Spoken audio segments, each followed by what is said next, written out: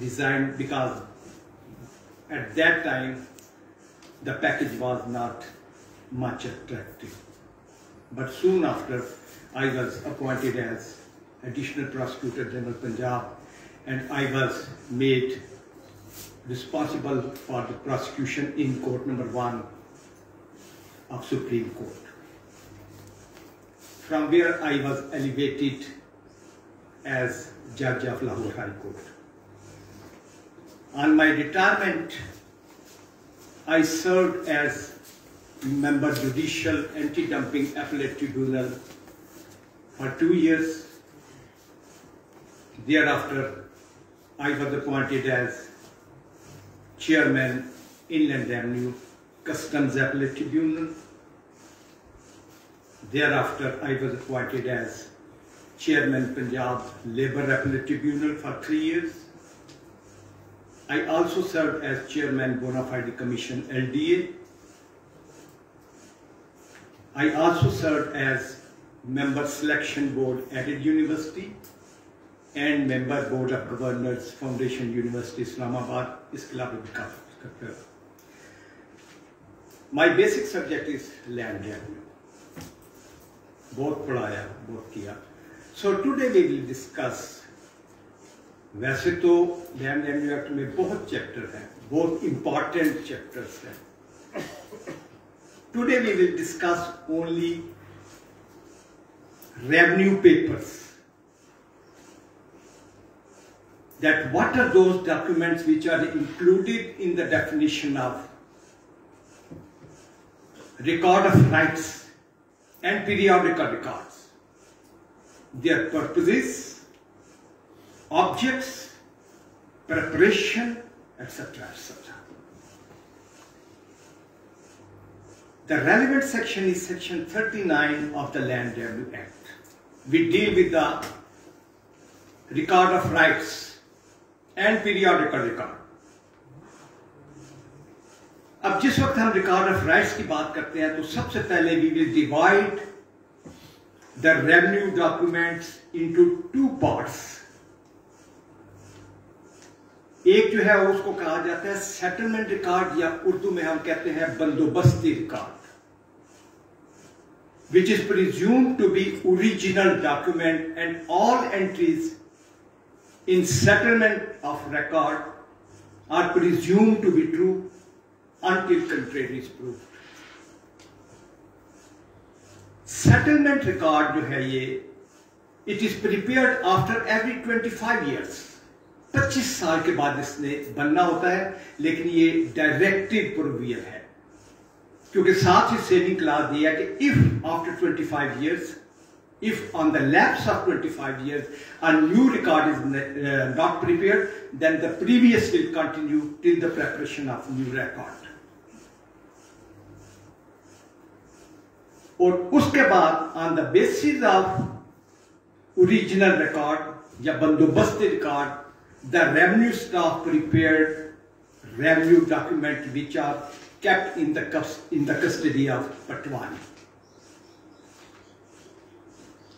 अब settlement record में क्या है, सबसे पहले जो डॉक्यूमेंट आता है सबसे ज्यादा इंपॉर्टेंट, उसको कहा जाता है मिसल हकीयत.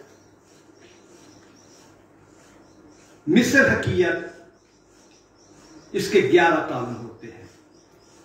हकीयत का मतलब है मलकियत, the ownership, the right of ownership of a person, all his details including the share in the property.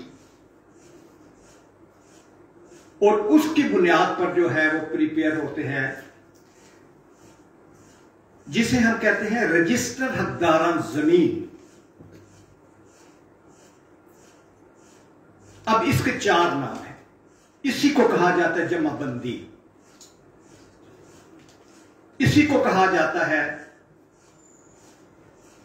4 साला, इसी को कहा जाता है मिसल मियादी.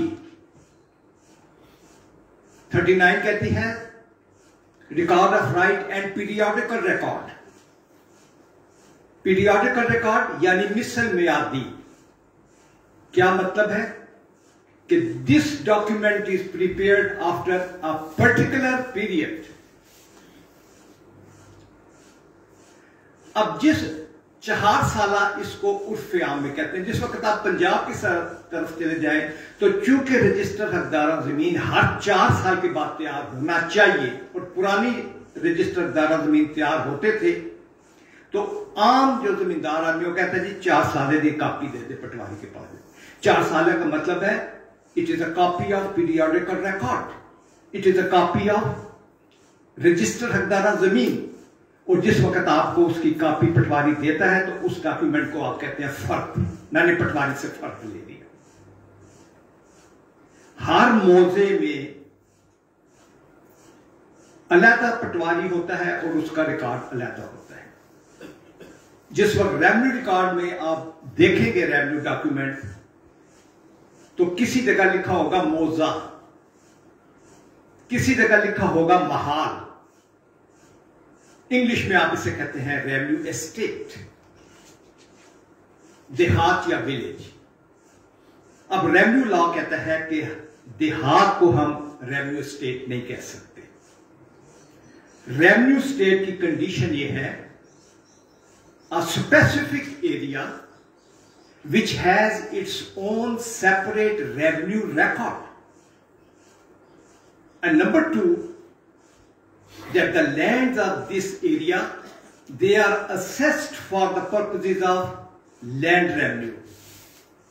मालिये का तयन होता है और उस इलाके का अपना सेपरेट रेवेन्यू रिकॉर्ड होता है, उसको हम मौजा कहते हैं या रेवेन्यू स्टेट कहते हैं या महाल कहते हैं। बाद दफा छोटे छोटे चंद गांव मिलाकर एक मौजा बना दिया जाता है। इसीलिए कहा जाता है कि every revenue state is a village, but every village is not necessarily a revenue state, because there are 2 condition precedent. Number 1, it shall have its own separate revenue record and the land shall be assessed for the purposes of land revenue. अब हम शुरू करते हैं detail में कि ये periodical record क्या है, इसके मकासद क्या है। 10 कॉलम इसके होते हैं। कॉलम नंबर 1 जो है उस पर लिखा होता है खेवट नंबर। खेवट क्या है? It is a number which is allotted to the owner of land. खेवट मलकियत। जिस तरह आप एक आदमी कई गाड़ियां खरीद सकता है, हर गाड़ी की रजिस्ट्रेशन नंबर अपनी अलग है। शहरों में जमीनें मकान खरीद सकते हैं, हर मकान का नंबर, उसका गली नंबर, उसका वकूआ जो है मोहल्ला वगैरह अलग लिखे हैं। इसी तरह से गांव में आप कई खेवटों में जमीन खरीद सकते हैं। जहां पर जमीन खरीदेंगे उस खेवट में आपका नाम आ जाएगा। खेवट नंबर जो है वो it runs in sequence irrespective of the nature और classification of land, irrespective of the quantum of share of land. अगर आपको पता होगा कि फलां बंदे का या मेरा खेवट नंबर यह है, तो आप देखेंगे जमाबंदी खोलेंगे, रजिस्टर दारा खोलेंगे 1 2 3 4, अगर आपका 60 नंबर है 60 में आएंगे, आपकी सारी डिटेल आ जाएगी। खेवट नंबर आगे पीछे नहीं होता। लेकिन चूंकि 4 साल के बाद ये जमाबंदी या रजिस्टर दारा जमीन नया पन्ना होता है, लिहाजा इस 4 साल के दौरान खेवट टूटते भी हैं। विरासत में जो है जमीनें आगे पीछे होती हैं।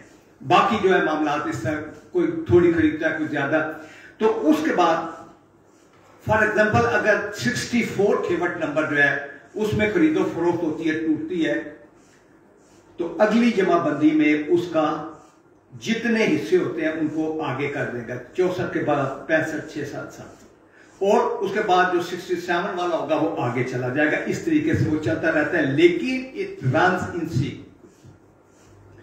अब जो कॉलम नंबर 1 है खेवट का, इसका डायरेक्ट तल्लक होता है, जिसकी डिटेल होती है वो प्रोवाइड की होती है कॉलम नंबर 3 में।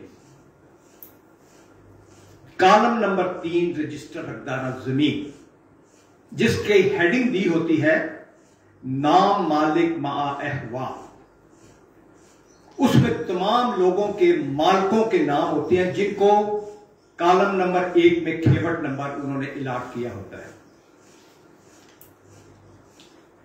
अब यहां यह सूरत हाल बनती है कि अगर एक खेवट में सपोज 100 किनाल का खेवट है, उसमें अगर 5 या 7 आदमी मालिक हैं, तो वो सब एक दूसरे के कोशेयर कहलाते हैं, शरीक खाता।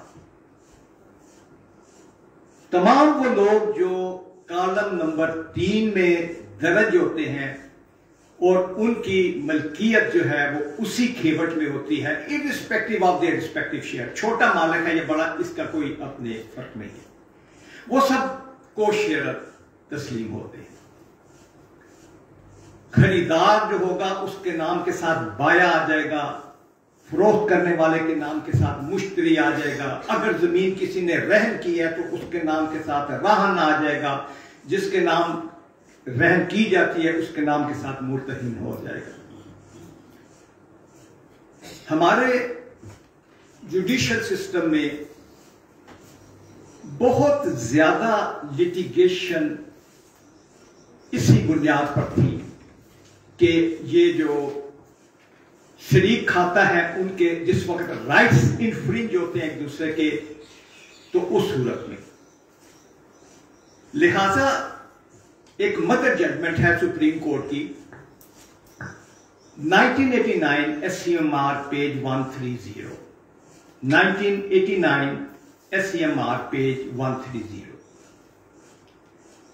इस जजमेंट में सुप्रीम कोर्ट ने राइट्स ऑफ को शेयरर मुतय्यन कर दी।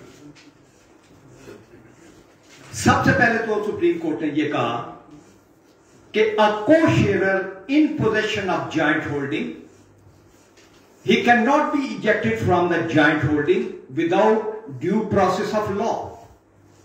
ड्यू प्रोसेस ऑफ लॉ क्या है? आपने उसके खिलाफ दावा तकसीम जायदाद करना है, उसके अलावा आप उसको निकाल नहीं सकते। छोटा मालिक बैठा हुआ है या बड़ा मालिक है, मिसाल के तौर पर एक 500 किनाल का जो है वो खेवट है, उसमें कोई 10 किनाल का मालिक है, कोई 20 किनाल का मालिक है, कोई 50 किनाल का मालिक है। So a co-sharer in possession of joint holding, he cannot be ejected from the joint holding without filing a suit for possession through partition। दावा करेगा वो करेगा, उसके अलावा को-शेयरर को निकाला नहीं जा सकता। फिर इसी जजमेंट में उन्होंने ये असूल वज़ा किया कि the co-sharer in possession of joint holding, he will retain possession on behalf of all the co-sharer who are out of possession। उनका तस्वर होगा और यह समझा जाएगा कि ये उनके बिहाफ पर भी जो है वो इस आदमी ने कब्जा किया हुआ है, इसका कब्जा है।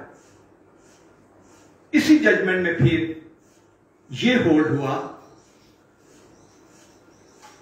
कि all those co-sharer who are out of possession, they shall be presumed in possession of each and every inch of joint holding। बैठे बाहर में लेकिन उनका कब्जा एक एक इंच में होगा, each and every inch of joint holding। इसी जजमेंट में फिर ये हुआ कि a person or a co-sharer in possession, he cannot dispose of better portion of that joint holding। ये नहीं कर सकता कि जो है सड़क के ऊपर है वो सारा फरोख्त कर दे और बाकी को-शेयरर पीछे रह जाए। इसी जजमेंट में फिर यह भी तय हुआ असूल कि the person in possession of joint holding can not raise any construction on better portion of joint holding, can not sell out that particular portion. तो ये सारी चीजें उसमें जो है मुतय्यन कर देंगे।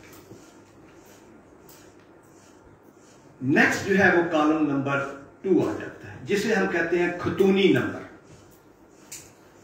खतूनी नंबर क्या है? It is a number which is allotted to the person who is in cultivating possession of the joint holding. चाहे मालिक खुद है या मजारा है, उसको खतूनी नंबर मिलेगा।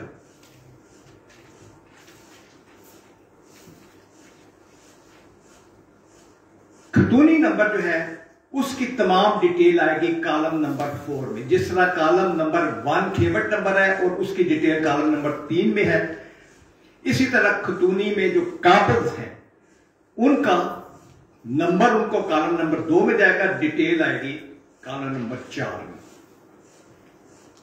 अब यहां पर यह पोजीशन है कि इसमें काबिज और काश्तकार दोनों होंगे। आपने लोगों बोला पहले काश्तकार, हाँ काश्तकार इन कल्टीवेटिंग पोजेशन, इन कल्टीवेटिंग पोजेशन यानी पोजेशन उसका होना चाहिए। अगर जमीन बैठी भी काश्त नहीं भी होती तो उसका नाम आएगा कि किसके करो। कई दफा इस तरह होता है कि एक से ज्यादा मालिक है, सबका जॉइंट कब्जा है, कोई दूसरा आदमी बाहर का नहीं है, वो खुद ही मालकान काबिज है, तो फिर वो उसमें एंट्री लिख देगा खुद काश्त। खुद काश्त का मतलब है कि जो मालिक है वो ही काबिज भी है। काश्त कर रहे हैं या नहीं कर रहे हैं, कब्जा मालकों का है, वहां पर आ जाएगा खुद काश्त। अगर कोई एक मालिक काश्त करता है तो उसमें आ जाएगा एक सन्ना बी कौम फला यकेयाज हिस्सादार के हिस्सेदार तो और भी है, लेकिन ये जो हिस्सादार है ये काबिज है, यकेयाज हिस्सादार। यहां पर आ गया। लेकिन अगर जमीन काश्त नहीं होती, कब्जा जो है वो सेटल्ड है कि इन लोगों का है, वहां पर लिखा जाएगा मकबूजा मालकान। मकबूजा मालकान का मतलब है कि कोई भी आदमी जमीन को फिजिकली काश्त नहीं कर रहा, लेकिन लीगली कब्जा उसका है। और अगर आपने मजारे को दी है तो फिर नीचे आ जाएगा फला वल फला कौम फला बजरिया मुजारा ताबे मर्जी टेनेट विल, तो इस तरीके से आ जाएगा। अब यहां पर रेवेन्यू वाले कई दफा ये करते हैं कि एक आदमी कहता है यार मैं 5 किनाल का मालिक हूं, कब्जा मेरा नहीं है, ये जमीन मैंने फरोख्त करनी है, क्या किया जाए? क्योंकि अगर इस तरह फर्ज लेकर जाएंगे, वो कहेंगे जी कब्जा तो फलां का है या मालकान का है, ये तो बगैर कब्जा तो हम नहीं लेते। वहां पटवारी क्या करता है, वहां पर लिख देगा बदस्तूर, पीछे खाना मलकियत में उस आदमी का नाम दर्ज, उसका हिस्सा दर्ज, सारा उसका टाइटल क्लियर, कब्जे के कॉलम में वो लिख देता है बदस्तूर। तो वो जमीन फरोख्त हो जाती है। जिस वक्त आप जाकर वहां कंस्ट्रक्शन करते हैं तो साथ ही स्टे ऑर्डर आ जाता है कि जॉइंट होल्डिंग है, आप किस तरह कर रहे हैं कंस्ट्रक्शन, अभी तो इसकी तकसीम नहीं हुई। तो जहां पर एंट्री बदस्तूर की देखें, उसे कहेंगे नहीं हमें मुफस्सल फर्द दे। मुफस्सल फर्द जो है जमाबंदी जेरेकार, जेरेकार का मतलब होता है जो इस वक्त चल रही है वो दे। वरना ये ऐसे मामला है जिसमें एक दफा आदमी फंस गया तो सिविल लिटिगेशन में फिर नहीं निकलता। इसके बाद कॉलम आता है खसरा नंबर, क्योंकि पहले सारा जो मौजा होता है उसको बड़े हिस्सों में तकसीम किया जाता है खेवटों में। नाउ खेवट आर फर्दर सब डिवाइडेड इनटू खसरा नंबर। यहां पर खसरा में लीगली कोई एरिया मुतय्यन नहीं है कि अ खसरा number shall be comprising of how much land. ऐसे भी खसरे हैं जो एक मरले का खसरा है, 7 वाला खसरा नंबर जो है वो 10,000 किनाल का होगा। खसरा नंबर जो है वो उसका रकबा को मुतय्यन नहीं है। लेकिन दूसरी बात, खेवट नंबर जिस वक्त नई जमा बंदी बनती है तो वो चेंज हो जाता है अगर उसमें कोई बिका है या कोई खेवट किसी वजह से टूटा है। खसरा नंबर तब्दील नहीं होता टिल द टाइम के दोबारा बंदोबस्त होगा तो उसमें तब्दील होंगे, उससे पहले खसरा नंबर तब्दील नहीं होता। बटे लगते रहते हैं, खसरे को तब्दील नहीं होता। बटे किस तरह लगते हैं कि for example A is owner of 500 किनाल्स, उसमें से वो कहता है जी मैं 100 किनाल बेचता हूं। कोई आदमी खरीदता है लेकिन वो कहता है जी मैंने ये पर्टिकुलर पोर्शन लेना है। जिस वक्त वो पर्टिकुलर पोर्शन लेता है तो बकायदा उसका मीट्स एंड बाउंड देता है कि इसकी शुमारन कितनी जगह है, जनूबन कितनी है, इसी तरीके से बाकी जो है उसकी मेजरमेंट्स। इंतकाल का जो रजिस्टर होता है उसकी पुष्ट पर ये मैप बना होता है जिसे हम रेवेन्यू लैंग्वेज में कहते हैं ततिम्मा काटना। ततिम्मा काटने का मतलब है that the owner of land has sold a particular piece of land with meets and bound to the vendee। अब जिस वक्त ततिम्मा काटा जाता है से अगर ये खसरा नंबर 150 में से बिका 100 किनाल तो ततिम्मा काटा गया तो उस पर नंबर लग जाएगा 150/1। खसरा नंबर नहीं तब्दील होगा, बटा लग जाएगा। दूसरा इसी तरह को पर्टिकुलर पोर्शन बचा तो उसमें 150/2 लग जाएगा, 150/3 लग जाएगा, जिस तरह भी हो गए इंसान। जिस वक्त आइंदा बंदोबस्त बनेगा तो फिर ये जिसको 150/1 लगा था वो खसरा नंबर 152 बन जाएगा, 150/2 लगा था वो 153 बन जाएगा। इस तरह चलते चलते अगर 20 लग गया तो वो 170 तक चला जाएगा और उसके बाद जो 151 नंबर होगा उसको आगे चलाया जाएगा। ये एक सिलसिला है।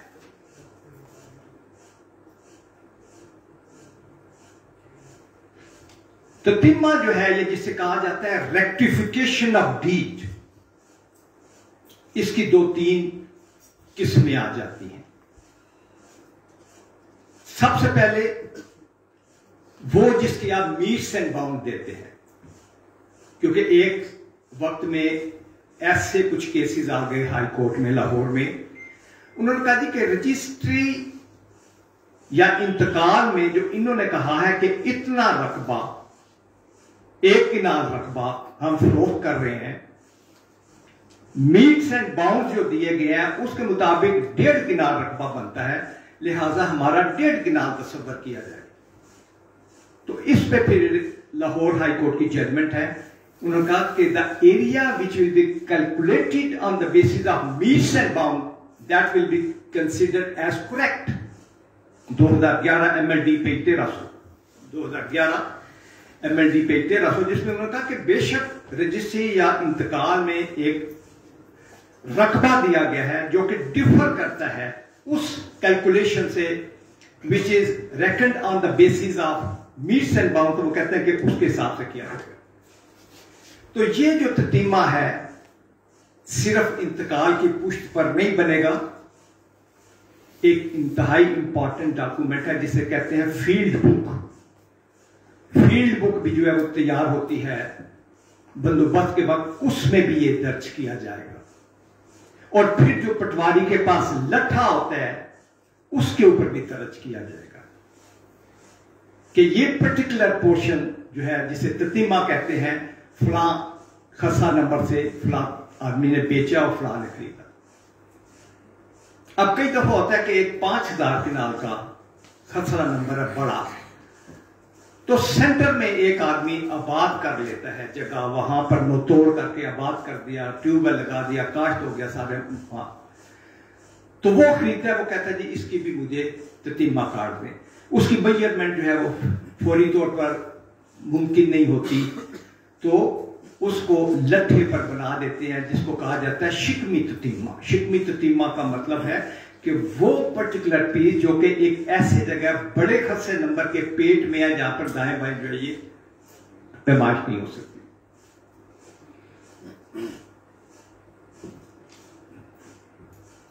ये ततीमे आगे नेक्स्ट आ जाता है अज किस्म जमीन, रकबा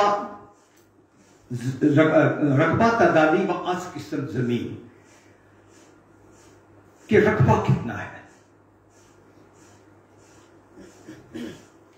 रेवेन्यू लॉ के तहत निसफ मरले का तस्वर नहीं है। निसफ मरला रेवेन्यू डॉक्यूमेंट्स में नहीं लिखा जाता। सीधा हिसाब है 20 किनाल 13 मरले, 70 किनाल 8 मरले, 900 किनाल 17 मरले। निसफ मरला रेवेन्यू में नहीं लिखा जाता। अब यहां मौजूदा आप जमाबंदियां देखें तो आप हैरान होंगे कि पटवारियों ने बीच में सरसाई भी लिख दी है, हालांकि सरसाई का तल्लक वास्ता कोई नहीं, निसफ मरले का कोई तल्लक वास्ता नहीं, क्योंकि बेसिक जो हमारे पैमाइश के जराए हैं रेवेन्यू के तहत उसमें अदरवाइज अगर आप देखें तो सरसाई जो होती है 30 फुट की होती है, 30 मुरबा फुट की सरसाई है। 9 सरसाई का एक मरला बनता है जिसमें 272 फुट होता है, 272 फुट का एक मरला। उसके बाद 20 मरले का एक किनाल, 4 किनाल का एक बिगा, 8 किनाल का 1 एकड़, और कई लोग उसे घुमाऊ भी कहते हैं। कितने कुमा जमीन है, कुमा या एकड़ एक चीज है। 25 एकड़ या 25 कुमा या 200 किनाल का एक मुरब्बा जमीन, ये हमारी पैमाइश के जराए हैं। लेकिन इस वक्त उन्होंने ये करते हैं। अब जिस वक्त भी आप कोई रेवेन्यू डॉक्यूमेंट देखेंगे उसमें गज, उसमें फुट या मीटर नहीं होते। तमाम रेवेन्यू रिकॉर्ड में होता है ये रकबा इतने करम है। पैमाइश बजरिया करम होती है। एक करम जो है वो 5.5 फुट का है और बजरिया जरीब होती है। 10 करम की जरीब होती है या 55 फुट की।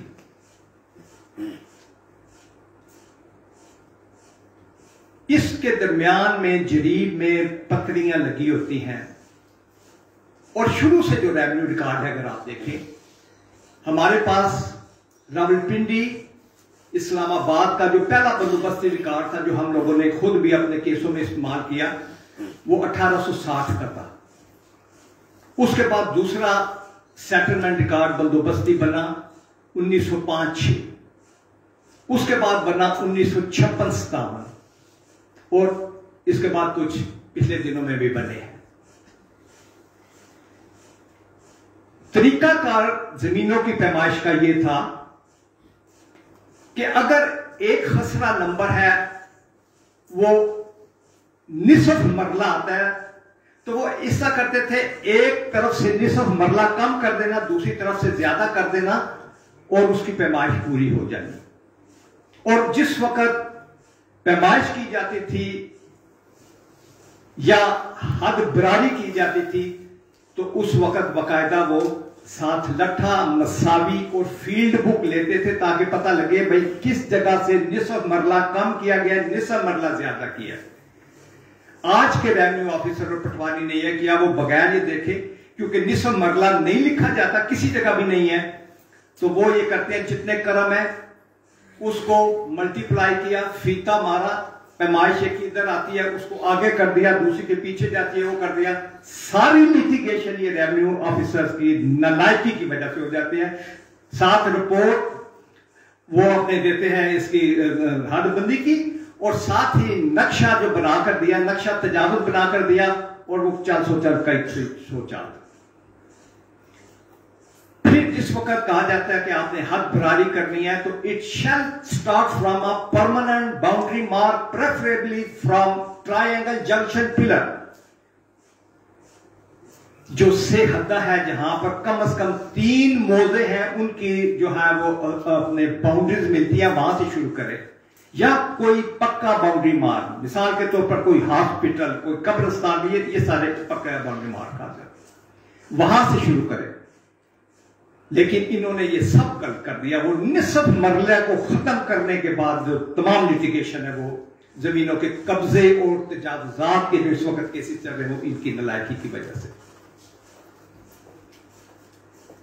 फिर साथ ही इसमें आ जाता है आज किस्म जमीन कि ये जमीन की किस्म क्या है।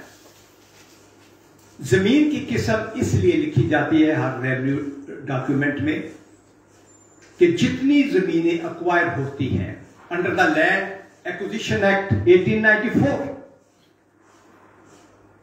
उनके जितनी कीमत मुतय्यन होती है, जो अवार्ड किया जाता है, वो होता है on the basis of category of land. जमीन की इकसाम के मुताबिक उनका जो है वो 3 साला ओस निकालते हैं। पहले 5 साला था, फिर 3 साला, आजकल जजमेंट से यानी कि जो उनके अपने मार्केट वैल्यू दे, तो वो निकाली जाती है on the basis of category of land. फिर अगर आप तकसीम का दावा करते हैं या विरासत के केसेस होते हैं, तो ये नहीं होगा कि एक को जो है एक ग्रेड का पाड़ा सारी जमीन दे दें, दूसरे को कहें जी आप बंजर ले। नहीं, according to the respective share of each person, तमाम जो अपने जितनी भी जमीनें हैं मुख्तलिफ इकसाम की, उनमें तकसीम किया जाता है। अब जो हमारा लॉ है रेवेन्यू, वो कहता है कि all those lands which are irrigated through canals, वहां पर लिखा जाएगा नहरी। जहां पर ट्यूबवेल है या कुआं है, कुएं वाली जगह पर लिखा जाएगा आज किस्म जमीन चाहिए। जहां पर ट्यूबवेल या किसी डिवाइस के साथ पानी करते हैं, वहां लिखा जाता है नल चाहिए। वो जमीनें जिनमें मॉइस्चर होता है because of the flow of reverse या फ्लो ऑफ कैनाल्स, जमीनें जो दरियाओं के आगे पीछे हैं, उनको लिखा जाता है कि लस या सैलाबा। लस या सैलाबा, इसका मतलब है कि ये जमीनें या तो नहर किसी के किनारों पर वाक़या है या दरियाई इलाकों में है। जहां पर चश्मे वगैरह का पानी है, वहां पर आप भी आ जाएगा। वो जमीन जो काश्त होती थी, लेकिन पिछले 6 सालों से काश्त नहीं हो रही या 12 फसलें नहीं हुई, तो उसकी कैटेगरी तब्दील हो जाती है, उसे कहा जाता है बंजर जदीद। अगर 12 फसलें नहीं हुई या 6 साल तक नहीं काट हुई, तो उसकी एंट्री आ जाएगी बंजर जदीद। और फिर जिस वक्त 20 साल तक ये जमीन काट नहीं होती, तो फिर आ जाती है उसकी कैटेगरी एज बंजर कदीम। फिर जब तक वो आप तोड़ नहीं करते, you do not broad those land under cultivation for decades, चाहे 200 साल हो जाए, वो बंजर कदीम ही चलता है। एक जमीन है किस्म जिसे कहा जाता है गैर मुमकिन। गैर मुमकिन, it mean that it is no more available for cultivation because of any permanent structure. जहां पर देखेंगे आप कब्रिस्तान है, तो वहां लिखा होगा ये रकबा गैर मुमकिन कब्रिस्तान। जहां पर सड़क आ गई, तो लिखा जाएगा गैर मुमकिन सड़क। जहां पर कोई कॉलेज आ गया, कोई और बिल्डिंग आ गया, उसका नाम और साथ लिखा जाएगा गैर मुमकिन। और भी काफी है, रक्कड़ है, उसके बाद अपने लपाड़ा है, मैरा है, ये सारी चीजें। तो जो भी आज किस्म जमीन होगी वो उसमें लिखा जाएगा। उसके बाद आ जाता है कि जरिया आपाशी, तो वही आ गया कि जो भी जरिया आपाशी है वो उसमें लिखा जाएगा। नेक्स्ट आ जाता है हिस्सा बटाई। तो जो मालक और मजारे के दरमियान तय होता है कि कितना उसने हिस्सा पैदावार देना है, वो उसमें लिखा जाता है। क्योंकि मजारा ताबे मर्जी है या मुरूसी मजारे। मुरूसियत वैसे इस वक्त खत्म हो गई है by virtue of promulgation of Punjab tenancy amended act 1952 में बना, और उसके बाद मुआवजे देने के लिए बोर्ड ऑफ रेवेन्यू बहुत टाइम देता रहा, लेकिन वो मुरूसी मजारे खत्म हो गए। लेकिन काफी सारे केस इस वक्त जो चल रहे हैं वो बिला लगान के हैं कि मजारा कहता है जी मैंने लगान नहीं दिया, इसके मुझे हुकूक मलकियत दिया जाए। अब हुकूक मलकियत क्या थी? Section 114 of Punjab tenancy act ये डील करती है मुरूसी मजारा। पंजाब टेनेंसी अमेंडेड एक्ट 1952 के तहत उन्होंने मुरूसी मजारों की 4 किस्में बना दी। एक ग्रेड 1 का, उसको उन्होंने कहा कि जितनी भी ये जमीन काश्त करता था, जहां पर इसका नाम मुरूसी मजारा है, वो सारी without payment, without any payment to the landlord उसके नाम मलकियत कर दी जाए। मुरूसी मजारा ग्रेड 1। मुरूसी मजारा ग्रेड 2 में वो आते हैं लोग जो कुछ हिस्सा पैदावार देते थे, क्योंकि जहां पर जमींदार खुद ट्रैक्टर से काश्त करा कर देता है, बीज देता है, खाद देता है, वहां पर वो मजारा चौथे हिस्से का हकदार होता है। जहां खर्चा जो है वो आधा मालिक करता है, आधा मजारा करता है, वहां पर निसफ हिस्सा बटाई होता है। तो सेकंड ग्रेड में उन्होंने कहा कि उस टेनेंसी में जितने पैसे ये दिया करता था हिस्सा पैदावार, उस रेशो के हिसाब से इसको मलकियत दे दी गया विदाउट पेमेंट ऑफ एनी मुआवजा वगैरह को, नो कंपनसेशन। तीसरी कैटेगरी उन्होंने बताई कि on the payment of money to the landlord, जहां पर मजारा या तो हिस्सा पैदावार देता था या कुछ हिस्सा पैदावार और कुछ जो है वो उसमें देता था, कैश में देता। ये 4 कैटेगरी बनी। 5वीं कैटेगरी जिसे कहा जाता है मुकर्ररीदार। मुकर्ररीदार वो लोग थे मुरूसी मजारे जो डिस्ट्रिक्ट अटक में, तहसील टेक्सला, तहसील हसनाबाद, कौन सी है, हसनाबाद जी, अब्दाल और रावलपिंडी के कुछ एरिया में थे। तो इन मुरूसी मजारों को कहते थे कि ये मुकर्ररीदार है। अब इनका स्टेटस भी वही था जो कि मुरूसी मजारा एक रेट का था, तो उनको ये जमीनें दे दी। रेवेन्यू वालों ने ये किया कि कुछ पैसे लेकर एंट्रीज में कर दी बिला लगान। बिला लगान हो गई तो उन्होंने कहा जी कि अब जो है ये हमारे नाम कर दी जाए। जिस वक्त ये सुप्रीम कोर्ट तक केसेस पहुंचे तो सुप्रीम कोर्ट ने ये होल्ड किया कि यहां पर कॉलम नंबर 4 और इसके दरमियान कंपैरिजन किया जाए। अगर कॉलम नंबर 4 में इसी मजारे का नाम दर्ज है तो फिर इसको जो है हुकूक मलकियत दे दिया जाए। अगर इसका नाम दर्ज नहीं और मालिक का नाम दर्ज है, फिर वो बिला लगान की बुनियाद पर जो है वो नहीं कर सकता, जमीन क्लेम नहीं कर सकता, उसके हक में डिग्री नहीं हो सकती। और उसके बाद लास्ट कॉलम आ जाता है जिसे कहा जाता है खाना कैफियत। अब खाना कैफियत जो है रजिस्टर हकदारा जमीन का, ये बुनियाद है कि किस तरीके से आइंदा जमाबंदियां बननी है, आइंदा जो नेक्स्ट जमाबंदी बननी है या रजिस्टर हकदारा जमीन बनना है वो किस तरह बनेगा। क्योंकि एक आदमी अगर जमीन फरोख्त करता है और दूसरा खरीदता है तो मौजूदा रजिस्टर हकदार जमीन में फरोख्त करने वाले का नाम नहीं काटा जाएगा, सिर्फ वहां पर लिख दिया जाएगा खाना कैफियत में कि इसमें कौन खरीदार है और किसने खरीद की है। अब यहां पर हम आते हैं section 42 of land revenue act. अगर सेक्शन 42 के आप पहले ही पैरा पढ़ें तो उसमें लिखा हुआ है कि a person who acquired a title, a person who acquired a title किस तरह हासिल करता है?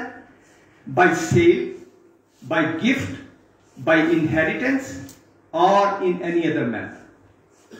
अगर वो मालिक बनता है किसी वजह से, या if a person acquire a right, जिसका मुजारे का राइट होता है, for a period of 1 year or more, वहां पर पाबंदी लगा दी गई कि अगर 1 साल या इससे ज्यादा के लिए वो राइट हासिल करता है किसी लैंड में, तो फिर दोनों जो लोग हैं, the person who acquired a title और the person who acquired a right, they must inform the halka patwari within a period of 90 days after such acquisition कि हमने कर दिया, लिहाजा हमारे नाम अराजी तब्दील की जाए। सेक्शन 42 के तहत इंतकालों की इकसाम आ जाती हैं। जहां पर आप जमीन खरीदते हैं तो वो आ जाएगा इंतकाल बै अराजी, यानी वेयर द कंसिडरेशन यू पे इन शेप ऑफ मनी, इंतकाल बै या सेल म्यूटेशन। दूसरा आ जाता है इंतकाल हिब्बा, म्यूटेशन ऑफ गिफ्ट। यहां पर कंसिडरेशन जो है वो डिफरेंट है। यहां कंसिडरेशन होती है where you transfer your land in the name of another person for love and affection, out of love and affection। और गिफ्ट में 3 रिक्वायरमेंट उन्होंने रख दी कि there should be an offer by the donor, donor वो जो gift करता है, वाहब जिसे आप उर्दू में कहते हैं। Then acceptance by donee, and number 3 delivery of possession. तीनों रिक्वायरमेंट होंगी तो गिफ्ट जो है वो कंप्लीट होगा, otherwise it will be considered as an invalid gift. An offer by the donor, acceptance by the donee, and delivery of possession, and the consideration is always love and affection।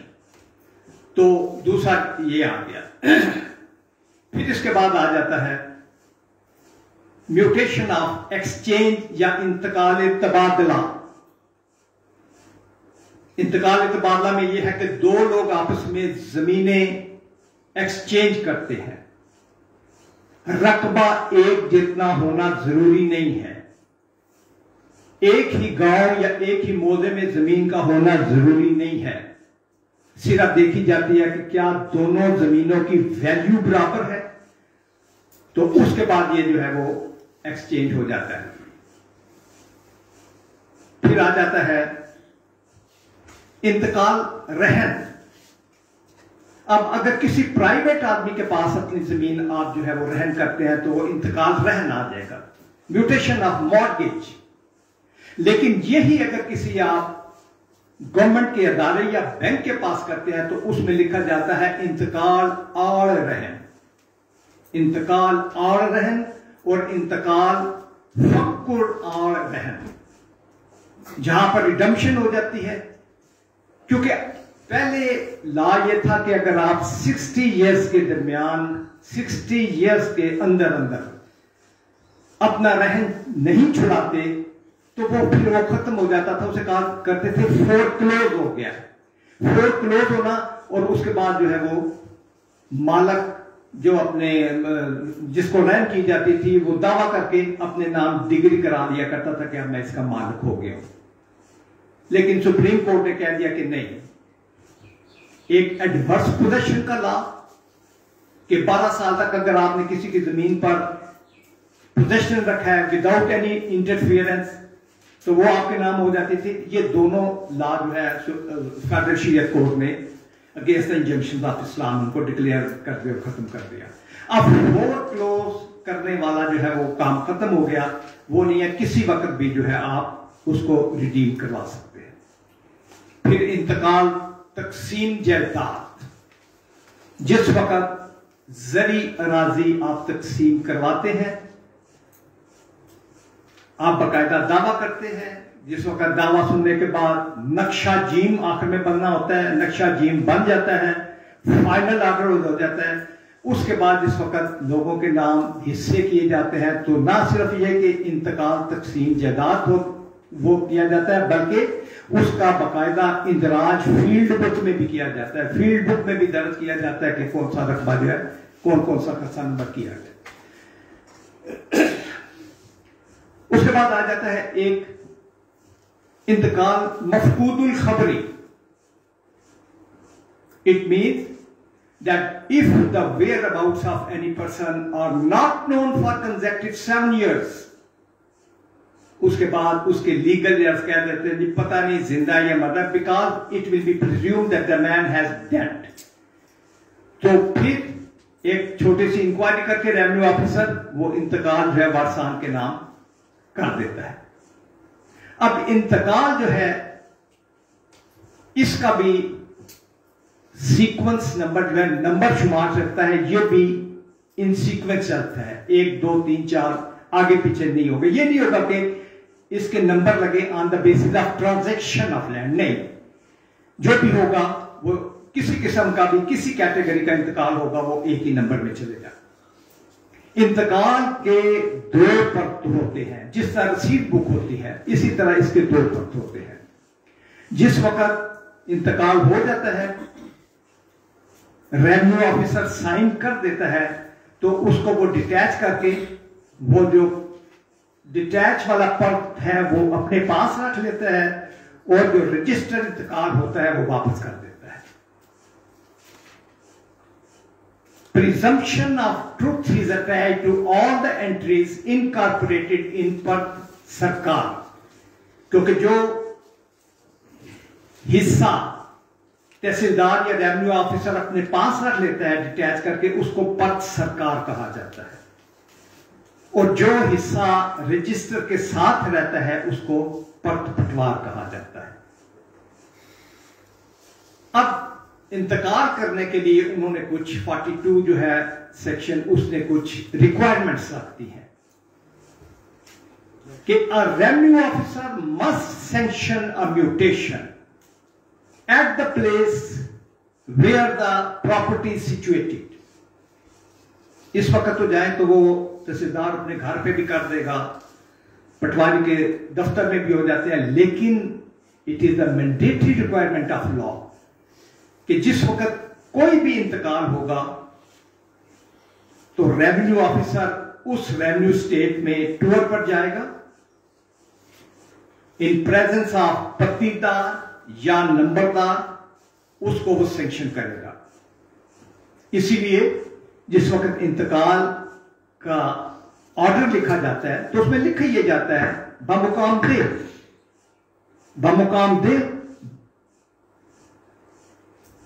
बमुकाम दे करके बजलसा आम यानी in open assembly बशनाख्त फलान नंबरदार या पट्टीदार या किसी और के, फिर उसके बाद वो जिस लेता है कितने में कितने जमीन बेची, पैसे वसूल किए और कब्जा वगैरह दे दिया। तो इसको कहा जाता है कि इंतकाल जो है रजिस्टर इंतकाल या रजिस्टर दाखिल खारिज। आम लाइन तो कहते हैं रजिस्टर दाखिल खारिज। रजिस्टर दाखिल खारिज का मतलब है कि एक आदमी जो खरीदता है वो एंटर होता है, जो फरोख्त करता है वो बाहर चला जाता है, लिहाजा रजिस्टर पर लिखा जाता है कि रजिस्टर दाखिल खारिज। अब 42 कहती है कि 3 ऐसे केसेस हैं जिसमें पार्टी का होना जरूरी नहीं, सिर्फ पटवारी को इन्फॉर्म कर दें और वो इंतकाल दर्ज करके उसको पास करा देगा। सबसे पहले अ म्यूटेशन ऑफ इनहेरिटेंस, विरासत के इंतकाल में सारे वारसों का आना जरूरी नहीं है। वहां का जो है कोई भी काउंसलर बता देता है, नंबरदार बता देता है, तो पटवारी का काम है कि वो उसको इंतकाल कर दे। सिंपल एक एप्लीकेशन में कि ये आदमी फलां तारीख को फोत हो गया है, इसके वारसान में ये है। दूसरा इंतकाल which is sanctioned on the basis of registered sale deed, registry आपने कराई है, उसकी कॉपी देके पटवारी को कह दिए इंतकाल दर्ज कर दो, वहां पर पार्टियों का आना जरूरी नहीं है। और तीसरा a mutation sanctioned on the basis of a decree of civil court और a competent authority. Board of revenue का कोई ऑर्डर आ गया, सिविल कोर्ट की डिग्री है, तो वो कॉपी देंगे, उसके हवाले से वो करके सिंपल ये लिखेगा बहवाला हुक्म दीवानी अदालत फला फला मौका करके तो वो कर देगा। तो ये 3 केसेस हैं जिसमें कि ये जरूरी नहीं है। इसके बाद नेक्स्ट जो है डॉक्यूमेंट जरूरी, वो आ जाता है अक्स शजरा किश्तवार और मसावी। जिस वक्त सेटलमेंट ऑफिसर मिसल हकीयत बनाता है तो फिर साथ ही वो रिव्यू करता है, मसावी नहीं बनाता है। अब मसावी क्या है? हर मौजे में हर खेत की वो लोकेशन, उसकी मेजरमेंट, ये सारी मसावी में दी होती है। मसावी is presume to be the original record. एक सफे पर जितने खेत आगे फिर ऐसे साथ साथ चलते हैं और उस पूरे मौजे में जितने खेत हैं उनकी मेजरमेंट, उनका जो डिजाइनिंग है, त्रिकोण खेत है, चौरस खेत है, जो भी है वो सब कुछ दिए जाते हैं और साथ उनके करूकान लिखे जाते हैं कि ये इतने करम इसका मशरकी हिस्सा, इतने करम मगरबी हिस्सा, इतने करम जो है शुमाली हिस्सा, वो सारी साइडें करम के हिसाब से लिखी जाती है। उसकी बुनियाद पर पटवारी जो है वो एक लट्ठा होता है और उसमें पूरे मौजे का जो है वो दर्ज करता है खसरे नंबर। अब ये नहीं है कि एक मौजे के उसने जो है वो बना लिया तो अलहदा होगा। जिस वक्त 2 मौजे, 7 वाला मौजा है, उसका लट्ठा मिलाएंगे तो वो बिल्कुल एक बन जाएगा। तीसरा मौजा है, उसके साथ मिलाएंगे वो सारा उसमें आ जाएगा। उसमें बताते हैं कि इसमें मौजे में कौन कौन सी सड़क है, गलियां कितनी हैं, आबादी दे के अलहदा आ जाएगा, कब्रिस्तान के अलहदा उसमें आ जाएंगे, हर चीज की वो की है। और जिस वक्त निशानदेही की जाती है, निशानदेही के वक्त निशानदेही जो है वो जितनी भी है ये लट्ठे की बुनियाद पर होती है। कई दफा होते हैं ऑफिस वगैरह में ये पड़े होते हैं, पानी गिर गया, कुछ चाय गिर गई, तो यहां पर मेजरमेंट्स जो है वो फिगर्स मिट जाते हैं। तो फिर उस सूरत में साथ फील्ड बुक लेकर आते हैं या मसावी ओरिजिनल ले आते हैं, तो उसकी बुनियाद पर जो है वो निशानदेही की जाती है। नेक्स्ट आ जाता है रजिस्टर खसरा गिरदावरी। रजिस्टर खसरा गिरदावरी, दो it is not a part of revenue record but it is a strong proof of possession। Supreme court तक वो कहते हैं कि खसरा गिरदावरी की नकल क्या है। खसरा गिरदावरी हर साल 2 दफा की जाती है।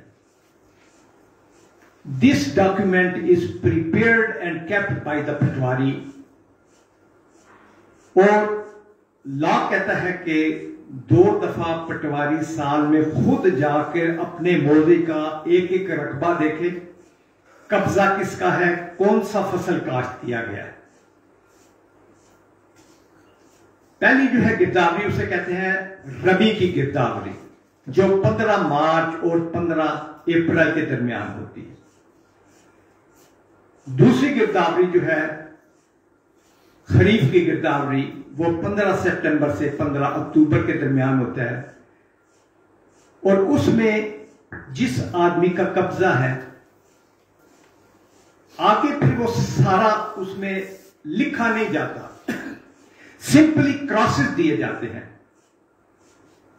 एक काश्त का मतलब है कि ये रबी की फसल काश्त हुई है, दूसरी का काश्त का मतलब है ये जो है ये खरीफ की हुई है, रबी खरीफ रबी, इस तरह वो हर खेत के आगे, हर खसरे नंबर के आगे वो क्रॉसेस लगाते जाते हैं। जहां पर किसी का कब्जा बदला या कोई ऐसी जमीन जो कि बंजर थी नोतोड़ हुई, तो वहां पर उस खाने में पटवारी सुर्ख स्याही के साथ इंदराज करेगा कि ये कब्जा बदल गया, ये तब्दील हो गई, या कब्जा टूट गया, या जो भी पोजीशन है उसमें क्या देगा। नेक्स्ट आता है फील्ड बुक। फील्ड बुक भी जो है ये बंदोबस्त के वक्त तैयार की जाती है। इसमें एक मौजे में जितना रकबा है, हर खसरा नंबर, हर खेत का अलग अलग इंदराज किया जाता है। उस पर लिखा होता है मशरक मगरब शुमाल जनूब, दाएं हाथ पर अंश किस्म रकबा और ये करके, और आखिर खाने में लिखा होता है मजराई, यानी जहां पर कोई निकल गया, कोई टूट गया, खेवट नंबर, खसरा नंबर, तो वो मजराई वहां पर लिख देते हैं। और जिस वक्त किसी को कंफर्म करना होता है, क्योंकि कई दफा ऐसा होता है कि रेवेन्यू स्टाफ से मिलकर तो मेजरमेंट्स तब्दील कर दी जाती हैं, मेजरमेंट तब्दील कर दी जाती हैं अक्सर या किश्तवार से, या कई दफा मसावी का सफाई खुलवा दिया। तो फिर ऐसी सूरत में कंफर्मेशन करने के लिए कि ये रिकॉर्ड का असल जो है मेजरमेंट कितनी है, फील्ड बुक काम आती है। अब हमारे रावलपिंडी इस्लामाबाद में कोई रिकॉर्ड अवेलेबल नहीं है, बिकॉज ऑफ द मैनिपुलेशन। और क्या करें, रावलपिंडी का सारा रिकॉर्ड जो है आग से इन्होंने जला दिया। लाहौर का सारा रिकॉर्ड जल चुका हुआ है, जेलम का सारा रिकॉर्ड जल चुका हुआ है। इवन जो डिस्ट्रिक्ट के गजेटियर्स होते थे, जिसमें हर इलाके के रस्म और रिवाज लोगों के मुतल्लक लिखा होता था, यहां तक लिखा होता था कि फलां कबीले ने या फलां बंदों ने अपनी जो है कास्ट तब्दील की है, एफिडेविट देकर या सिविल सूट करके अपनी जो है वो जाते तब्दील की है, वो भी गजेटियर में लिखी होती थी, वो भी खत्म हो चुका। दूसरा इंपॉर्टेंट जो था, बहुत ज्यादा इंपॉर्टेंट, आपने तो नहीं किए, हमारे वक्त बहुत ज्यादा केस थे मतरूका जायदाद के, हिंदुओं की जायदादें जो छोड़ गए थे, वो भी इस वक्त आपके पास कोई रिकॉर्ड नहीं है, तमाम जला दिए गए, सब चले गए। उसमें पीटीओ, उसमें पीटीडी, उसमें कच्ची पर्चियां, कच्ची अलॉटमेंट, पक्की अलॉटमेंट, शेड्यूल, सब खत्म खाक बन गए हो। तो बहरहाल लास्ट में जो एक हमारा रेवेन्यू डॉक्यूमेंट है जिसे कहते हैं विलेज एडमिनिस्ट्रेशन पेपर, शराइत वाजिबुल अर्ज। अब ये हर मौजे का अलग होता है शराइत वाजिबुल अर्ज। इसमें लिखा जाता है कि इस मौजे में कौन कौन सी कौमियत के लोग आबाद हैं, इनके रस्म रिवाज क्या है। शामलात के मुतल्लिक लिखा जाता है कि शामलात में मालकों का, जद्दी मालकों का कितना हिस्सा बनता है पर किनाल के हिसाब से। कुछ मौजे हैं वहां पर शामलाती रकबे बहुत ज्यादा हैं, तो एक किनाल के पीछे 6-6, 7-7 किनाल के मालिक हैं। किसी जगह पर 5 किनाल के पीछे 3 मरले या 2 मरले आती है, तो ये डिफर करती है। फिर इसमें लिखा जाता है कि चरागाहों के मुतल्लिक कि कौन सा रकबा चरागाहों के लिए रखा जाएगा, या मरी वगैरह की तरफ जाएं या कुछ अपने जो पहाड़ी इलाके हैं, तो वहां लिखा जाता है शराइत वाजिबुल अर्ज में कि एक फैमिली को कितने दरख्त मिलेंगे दरवाजों के लिए, शतीर डालने के लिए, आग वगैरह जलाने के लिए, जिसे कहा जाता है गुजारा के लिए, गुजारे के लिए क्या मिला जाएगा। फिर उसमें लिखा जाता है कि इस मौजे में कौन कौन लोग आबाद है। अगर उसमें हजाम है, आपने कितने मालकों ने दाने उसको देने हैं साल के, अगर बड़ी है तो उसको कितने देने हैं, लोहार को कितने देने हैं, उनकी ड्यूटियां क्या है, नाई को कितने देने हैं उनकी। तो ये होता है शराइत वाजिबुल अर्द या विलेज एडमिनिस्ट्रेशन पेपर, जिसमें हर मोहल्ले का मुकम्मल जो है वो लिखा होता है। तो ये चंद एक डॉक्यूमेंट थे जो मैंने आज मुख्तसरन ज्यादा अपने तफसील में तो नहीं, लेकिन जो चीदा बातें थी वो बताई हैं। नाउ एनी क्वेश्चन, अगर कोई आपने सवाल जवाब करना। सर बहुत शुक्रिया। इट्स ये सर कमेंट के माशाल्लाह your memory is so sharp sir, आप सर डेट याद है आपका से ज्यादा माशाल्लाह, दैट्स वेरी नाइस। बस बहुत किया मैंने, आपको बताया ना कि 11 फरवरी 1973 को लाइसेंस मिला, तो इस साल मुझे पूरे 50 ईयर्स हो गए इस प्रोफेशन में। तो सर ये तो लगता है कि सर जैसे अंग्रेज ने तो सर हम पे काफी एहसानात किए कि उन्होंने एक ही चीज सर रिकॉर्ड करके दी, और जैसे आपने मेंशन किया हमने तो रिकॉर्ड जला दिए सर। अब सब जल गए। और ये सर मालिया के बारे में, मालिया तो ये है ना कि मुख्तलिफ एरिए में उन्होंने, वैसे तो 25 एकड़ पर लगता है, लेकिन 12 एकड़ तक भी माफ किया हुआ है किसी में। इधर हमारे तो है ही नहीं मालिया। मालिया ज्यादातर जो है वो उधर नहरी इलाकों में ही है, तो वो असेस होता है, वो भी 25 साल के लिए होता है। सिंध में मालिया हर फसल का होता है, हर फसल का होता है भाई। वो अपने इस साल जो है वो मालिया भी अलहदा लेंगे, आबियाना भी अलहदा लेंगे सिंध में। तो यहाँ पर 25 साल के लिए होता है पंजाब जी, उधर भी है, ज्यादातर नहरी इलाकों में है। सर ये जो हमारा सिस्टम है जिसके बारे में आपने अभी हमें ब्रीफ किया, ये एक आम आदमी के समझेंगे कि ये तो काफ़ी कॉम्प्लिकेटेड है, क्योंकि गांव में भी अगर लोग होते हैं तो उनको भी किसी न किसी का साथ सहारा लेना पड़ता है जिसको थोड़ा सा समझता है, और फिर पटवारी जो है वो अपने तरीके से उसको चला रहे होते हैं। अब चूंकि जदीद दौर आ चुका है और बायोग्राफी और टोपोग्राफी का भी एक सिस्टम मौजूद है कि उसके जरिए एक डिमार्केशन कर दी जाती है, जो शहरों में नहीं, वो उसको अपने हमारा लाभ मानता है, उसको नहीं मानता। हमारा ये है क्योंकि हमारा जितना रेवेन्यू का रिकॉर्ड है वो उस पे पैमाइश रखी हुई है कर्म के हिसाब से। ठीक, कोई भी देखेंगे ना वो सारा कर्म है, तो पैमाइश जो है हमारी बजरिया जरी भी है, बाकी हो नहीं सकते। लेकिन हमारे चंद एक बहुत अच्छे लाभ थे, आपसे माजरत के साथ, हर जगह पर हमने इस्लाम को डाल के ना वो तबाह कर दिया। मिसाल के तौर पर टेस्ट सिस्टम था हमारे पाकिस्तान में, नंबरदारी सिस्टम, और नंबरदारी सिस्टम जो था उस लॉ को कहते थे हम रूल ऑफ प्राइमिजेनिचर, कि एक नंबरदार का बेटा ही नंबरदार बनेगा, सबसे बड़ा बेटा, प्रोवाइडेड कि उसके पास इतना रकबा हो कि जो वहां पर मालिया वगैरह इकट्ठा होता है अगर वो मेजरमेंट करे तो उसका रकबा बेच कर किया जाए, नॉन प्रीवियस करनी को। वो बच्चा होता था तो करने लगता था, उसको सारे गांव वाले पहचानते थे, वो सारे गांव वालों को पहचानता था, जाके मालिया उधर से लिया। अब उसमें भी इन्होंने कह दिया फेडरेशन कोर्ट ने कि नहीं, it is against injunctions of Islam. एक नंबरदार मरता है तो उसके बाद आप ओपन मेरिट पर करें, दरखास्तें दें। अब एक जो जवान बच्चा है हमारा, शहर से आता है, बेशक उसने MA किया है, वो सिस्टम को ही नहीं जानता, वो क्या करेगा वहां पर।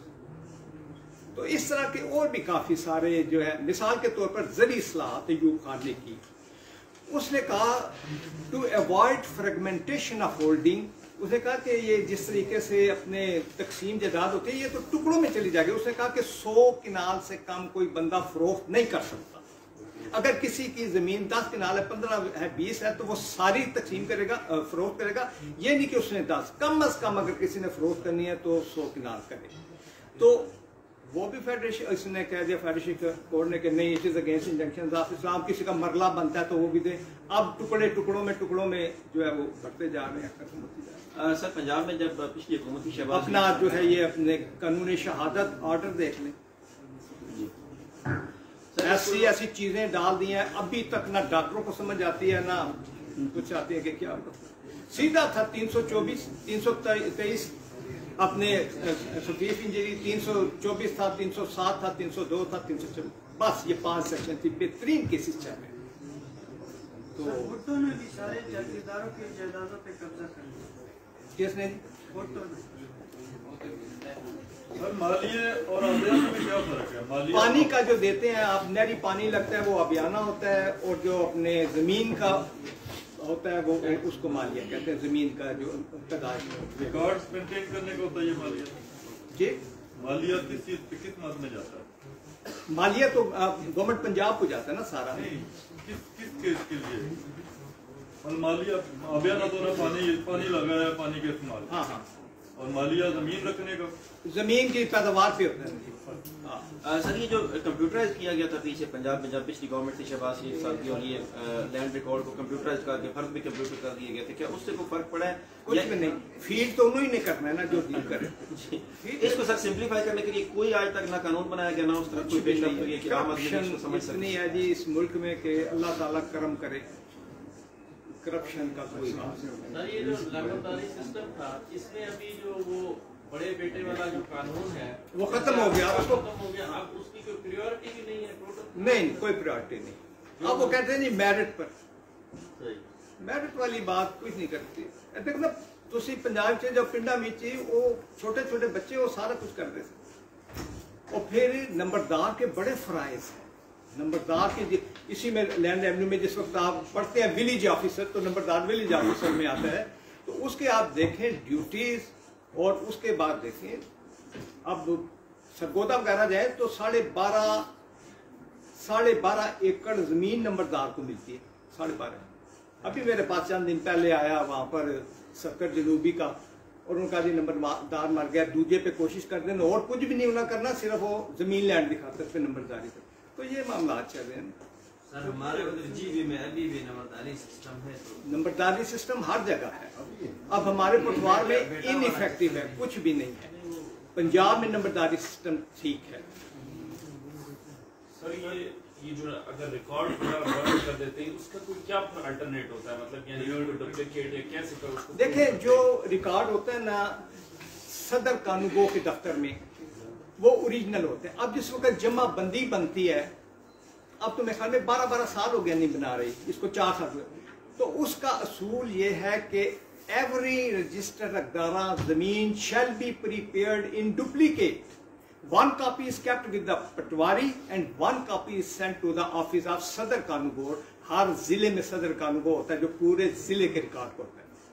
ये सिर्फ इसलिए to avoid manipulation in the revenue document, कि अगर आपको यहाँ से नहीं आप वहां से नकल लेते हैं, वो आपको ओरिजिनल नकल मिलती है। सर जो शामलात का आपने जिक्र किया कि शामलात की जो जमीन होती है उसके ऊपर किस किस का फिर हक होता है, वो तो कैसे? जद्दी, सिर्फ जद्दी। आप अगर आपके पास जद्दी है तो आप हकूक शामलात बेच सकते हैं। इसीलिए जिस वक्त जमीन बिकती है या कोई अपने जरी, तो उसमें लिखा जाता है इतना रकबा बमा शामलात या बिला हिस्सा शामलात, ये लफ्ज लिखा जाता है। तो उसके हिसाब से जी सर ये डिफरेंट सेक्टर्स को जो सीडीए वगैरह दे देती है जमीन, वो किस हिसाब से, किस लॉ के हिसाब से देती है? वो आगे फाइलें दे देती है। वो अपने हमारा सीडीए के पास अपना एक्विजिशन का राइट है ये जो अपने सीडी एक्ट के तहत, तो वो उसके मुताबिक करते हैं। जिस वक्त को आज से 20 साल पहले चले जाएं तो वो कहते थे कि उस मौजे में उस कैटेगरी ऑफ लैंड में जो भी जमीन बिकी उसे उसकी ओस्ट निकालते थे। वो उस वक्त होती थी ओस्ट 5 साल की होती, बाद में ओस्ट 3 साल बन गई। अब वो कहते हैं कि मार्केट वैल्यू दे, तो उसके हिसाब से ही वो करते हैं। डायमेंशन सर वो जो फाइलें सेल करती है तो वो नहीं, वो तो सोसाइटियों वाले करते हैं ना जी। ये डायमेंशंस क्या है सर, सेक्टर बाय सेक्टर? इस तरह एक सेक्टर की डायमेंशन क्या है, चौड़ाई लंबाई फिक्स है? नहीं, कोई फिक्स नहीं, कोई फिक्स किसी चीज की। मैंने आपको बताया ना कि खसरा नंबर 1 मरले का भी है, खसरा नंबर 10,000 की नाम। नहीं सर, सीडीए के सेक्टर की डायमेंशन नहीं, वो तो अपने उनका जो अपने मास्टर प्लान है उसके मुताबिक होगी। सर वन लास्ट क्वेश्चन, जो मुश्तरका खाता होता है उसमें जैसे पहले अगर सिर्फ इंतकाल कर दिया जाता है तो उसमें तो वो उसको नहीं बताया जाता कि इसकी एग्जैक्ट जगह कौन सी है। जैसे आपने कहा कि गुड पोर्शन के बारे में सुप्रीम कोर्ट ने बात की, तो जब आप रजिस्ट्री इंतकाल किया जाता है उसमें जब ततिम्मा काटा जाता है तो उसमें सेफ हो जाता है वो बंदा जो नहीं, खरीदार होता है? ततिम्मा सिर्फ होगा कि अगर उसके पास पोजेशन होगा, वो प्रॉपर्टी जॉइंट नहीं है, वो उसकी इंडिपेंडेंट है, एक्सक्लूसिव पोजेशन में तब भी करते हैं। क्योंकि अदरवाइज तो आप अगर खरीदेंगे तो उसमें तो लॉ यही है ना कि a purchaser steps into the shoe of vendor, तो उसमें तो जो वेंडर के हकूक हैं वो ही हकूक आपको मिलेंगे, उसके अलावा कुछ नहीं मिल सकते। तो कोई ऐसा तरीका नहीं है कि एक जो बंदा जो खरीदार है उसको ये एग्जैक्ट बता दी जाए कि ये तुम्हारी जमीन है, उसके ऊपर बाद में जो बाकी शराकतदार है वो उसके ऊपर कोई क्लेम ना कर सके। उसमें यही होता है जी कि जिस वक्त नॉर्मली ये है कि अगर आपने एक जो प्रिंसिपल ऑफ पार्टीशन है, अदरवाइज तो जो है वो सेक्शन 139 जो मैंने आपको लिखा है वो डिटरमिन करती है, लेकिन अगर आपने एक पर्टिकुलर एरिया डेवलप कर लिया है, वहां बाग लगा लिए, कुआं लगा लिया, सारा कुछ, तो तकसीम का असूल ये है that the portion which is developed by a co-sharer that will fall in his share at the time of partition. अगर आपने जॉइंट होल्डिंग में in the knowledge of other co-sharer, सबके पता है कि आपने ये जो है डेवलपमेंट कर लिया, बाग लगा लिया, मकान बना, तो जिस वक्त तकसीम होगी तो that portion will be given to you. और अगर उनको कोई एतराज होगा तो वो जल्द नहीं, जिस वक्त डेवलप हो जाए, अगर एक डेवलप हो जाए in the knowledge of other co-sharer, तो फिर वो यहाँ पर आ जाता है ना, फिर वो प्रिंसिपल ऑफ एस्टॉपल और वेवर आ जाते हैं कि मतलब उन्होंने जिस वक्त हम डेवलप करने लगे थे उस वक्त स्टे क्यों नहीं कराए, उस वक्त एतराज क्यों नहीं, तो फिर वो प्रिंसिपल ऑफ एस्टॉपल और वेवर जो है वो इन ऑपरेशन हो जाता है। सर ये जो नंबरदारी सिस्टम है वो हमारे बस में भी है सर, बड़े बेटे के पास ही तब्दील होकर आता है, लेकिन बहुत से नंबरदार उनके बड़े बेटे ऐसे हैं जिनको कुछ वास्ता ही नहीं होता है, वो जानते ही नहीं है, अगर जो पूरी जिंदगी ये लगाते हैं वो काफी है। जैसे हमारे कोठवार में भी है जी, नंबरदार हैं लेकिन ये ऐसे रकबे ही नहीं है, थोड़े थोड़े रकबे हैं लोगों के। अगर वो इस्लामिक एडवाइजरी काउंसिल ने अगर दिया था उसको सिफारिशात की, उन्होंने तो कोई तरीका दूसरा वजह करना चाहिए था ना, उन्होंने सिर्फ मुर्शियत के खिलाफ दिया था, तरीके के खिलाफ तो नहीं दिया था, कोई दूसरा तरीका वजह किया नहीं, उन्होंने सिर्फ ये कह दिया था कि बेटे कोई उसी खानदान में ये चलना जो है इट इज अगेंस्ट मुर्शियत हो गई ना सर, उसके अलावा कोई दूसरा उन्होंने कहा ओपन मैरिट नई एप्लीकेशनें ले, तो वही तो कह रहा हूँ ना सर, कोई दूसरा तरीका वजह नहीं हुआ नहीं, तो अब जिस वक्त होता है तो नई एप्लीकेशन आती है, फिर एसी जो है उसको अपने सुनता है, वो अपने करता है, उसकी अपील जो है एडीसीआर के पास जाती है, बोर्ड ऑफ रेवेन्यू के पास जाती है, लंबी लिटिगेशन करा दी, फिर उसके बाद जो बंदा अपॉइंट होता है वो कॉम्पिटेंट नहीं होता, उसको पता ही नहीं है क्या करना क्या नहीं करना। कॉम्पिटेंसी तो दोनों तरफ से आ सकता है, क्योंकि वो मुर्शियत में भी आ सकता है, उसको कुछ पता भी नहीं होता, ये फर्क दोनों नहीं, मरूसियत में पता होता है, नंबरदार के पूरे खानदान को पता होता है भाई ये क्या करना है। देखे ना, साल में उसने 2 दफा मालिया इकट्ठा करना है, साल में 2 दफा उसने अबियाना मुकर्रर करना है, उसको पता है कि फलां तारीख को जो है तहसीलदार जो है वो अपने टूर पर आ रहा है, कोई मिनिस्टर आ रहा है, उसका अरेंज करना है, किसी जगह पर कत्ल हो गया है तो उसने सारा देखभाल करना है, पुलिस को करना है, बतौर गवाह वो पेश होगा, अगर उसका कोई नामालूम है, कोई कत्ल इसका का मर गया, उसकी उसने एफआईआर लेने। नंबरदार की बहुत ज्यादा ड्यूटीज होती हैं, सिलेक्शन ऑफ रेवेन्यू जानना और वो सारा कुछ करना पड़ता है। सर ये लैंड जो एक्वायर करती है फोर्सेस सर, तो वो sir sometime they acquire no acres of land you know, वो साथ आपको 15% कंपल्सरी एक्विजिशन चार्जेस भी देते हैं, लेकिन जिस वक्त बेसिक कॉन्सेप्ट ये है कि जिस वक्त कोई आपने पब्लिक पॉलिसी में लेनी है तो उसको रोक नहीं सकते। मैक्सिमम आप जो है उस पर दावा करेंगे जी मुझे अवार्ड कम मिला है, पैसे कम मिले हैं, तो वो आप लिटिगेशन में चलते जाएंगे, वरना मतलब उसको रोका नहीं जा सकता। सर इसका कोई मेरिट कोई करेंगे क्यों लेते हैं? लेकिन अभी सर रिसेंटली लाहौर ने स्टॉप कर दिया, तो पता 5000 प्लस एकड़ जमीन थी। नहीं, वो और मामला था, वो और मामला था जो अपने आ जाती है ना in favour of public policy, उसमें सारे स्कूल आ जाते हैं, उसमें रिहायशी कॉलोनी आ जाते हैं, कॉलेजेस आ जाते हैं, हॉस्पिटल्स आ जाते हैं, सड़कें आ जाती हैं। इन चीज़ों के लिए जिस वक्त एक्विजिशन हो तो वो नहीं रोकी जा सकती, सिर्फ आप पैसों का जो है वो क्लेम कर सकते। Thank you very much.